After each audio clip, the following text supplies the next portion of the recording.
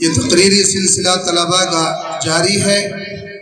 اس کے بعد ایک بچہ ہے محمد عفان، یہ بھی مدرسے کا طالب علم ہے، آپ کے سامنے اسی تقریر کا ایک جز پیش کرے گا جو تاریخ ہندوستان پر محیط ہے۔ تقریر کسی درجے تک اس کے کچھ جز ہیں، ہر بچے نے ایک جز یاد کیا ہے، تیاری کی ہے، وہ آپ کے سامنے پیش کی جا رہی ہیں۔ آپ بغور سماعت فرماتے رہیں، اور آپ کے مدرسے کا جو تعاون کا سلسلہ ہے آپ حضرات کی طرف سے وہ بھی جاری ہے۔ ماشاءاللہ 100 روپے ہمارے بھائی حاجی محمد نشاد نے دیے ہیں، اور 500 روپے محمد رئیس حشمت کے صاحبزادے انہوں نے امداد کی ہے، اور 1000 روپے محمد حامد شمشاد کے صاحبزادے انہوں نے 1000 روپے سے مدرسے کی امداد کی ہے۔ اللہ تعالیٰ قبول فرمائے۔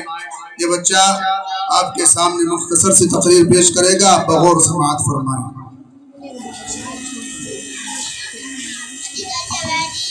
بسم اللہ الرحمن الرحیم۔ گلشنی ہند کو شعلوں سے بچانا ہوگا، گلشنی ہند کو شعلوں سے بچانا ہوگا، آتشی بغض و عداوت کو بجھانا ہوگا، کہ گلشنی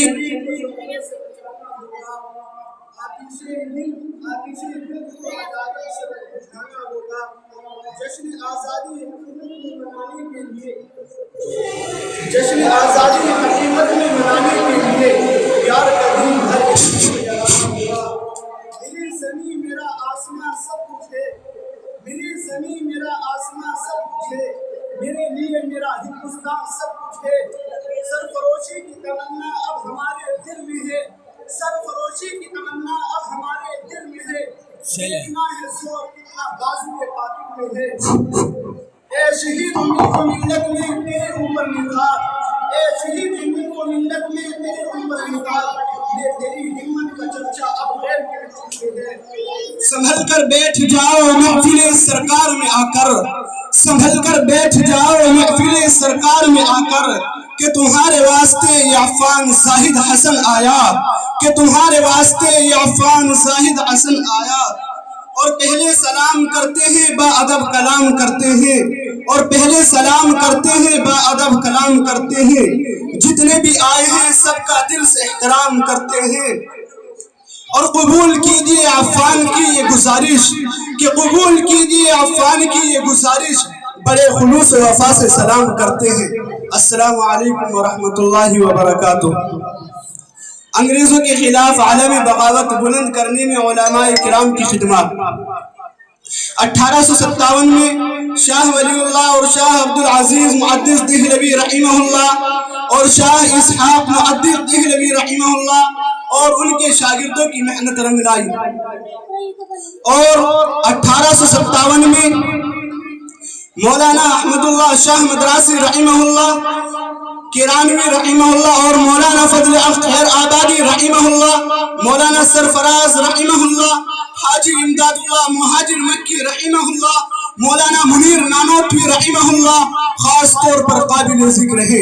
غدر کے زمانے میں مولانا فضل اختر آبادی رحمہ اللہ نے انگریزوں کے خلاف فتویٰ مرتب کرایا، جس پر علماء دہلی سے دستخط لیے گئے، اور یہی فتویٰ مولانا کی گرفتاری کا سبب بنا۔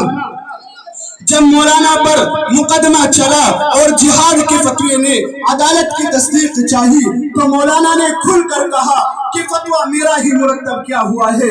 1857 کے زمانے میں مولانا احمد اللہ شاہ مدراسی رحمہ اللہ سپہ سالاری کی حیثیت سے کام کر رہے تھے۔ ہومز لکھتا ہے مولوی احمد اللہ شاہ شمالی ہند میں انگریزوں کا سب سے بڑا دشمن تھا۔ 1865 میں مولانا احمد اللہ آبادی رحمہ اللہ، مولانا یحییٰ علی رحمہ اللہ، مولانا عبد الرحیم صادق پوری رحمہ اللہ، مولانا جعفر تھانیسری رحمہ اللہ کو انڈومان بھیج دیا گیا، جو کالا پانی کہلاتا ہے۔ اسی زمانے میں مولانا فضل اختر آبادی رحمہ اللہ، مفتی کاکوروی رحمہ اللہ، مفتی مظہر کریم دریابادی رحمہ اللہ کو بھی انڈومان روانہ کیا گیا۔ جن میں مولانا احمد اللہ عظیم آبادی رحمہ اللہ، مولانا یحییٰ علی رحمہ اللہ، مولانا فضل اختر آبادی رحمہ اللہ وغیرہم کا وہی انتقال ہو گیا۔ مولانا عبد الرحیم صادق پوری رحمہ اللہ، مولانا جعفر تھانیسری رحمہ اللہ 18 سال کی قید بامشقت جلا وطنی کے بعد اپنے وطن واپس ہوئے۔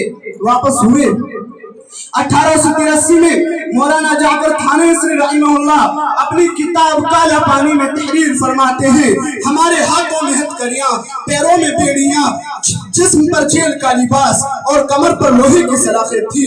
انگریز نے ہم 3 علماء کے لیے خاص لوہے کے قفس تیار کروائے اور ہمیں اس میں ڈال دیا۔ اس پنجرے میں لوہے کی چونچدار سلاخیں بھی لگوائی، جس کی وجہ سے ہم نہ سہارا لے سکتے تھے نہ بیٹھ سکتے تھے۔ ہماری آنکھوں سے آنسو اور پیروں سے خون بہ رہے تھے۔ غدر کے ملزمان انگریزوں کی نگاہ میں اتنے بڑے مجرم سمجھے گئے کہ غدر 1857 میں پکڑے گئے لوگوں کو یا تو سر عام پھانسی دے دی گئی یا بہت سے لوگوں کو اسی میں موت سے بدتر زندگی گزارنے کے لیے بھیج دیا گیا۔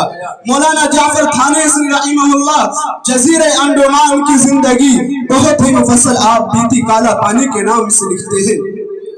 ہم اپنی جان کے دشمن کو اپنی جان کہتے ہیں کہ ہم اپنی جان کے دشمن کو جان کہتے ہیں، محبت کی اسی مٹی کو ہم ہندوستان کہتے ہیں۔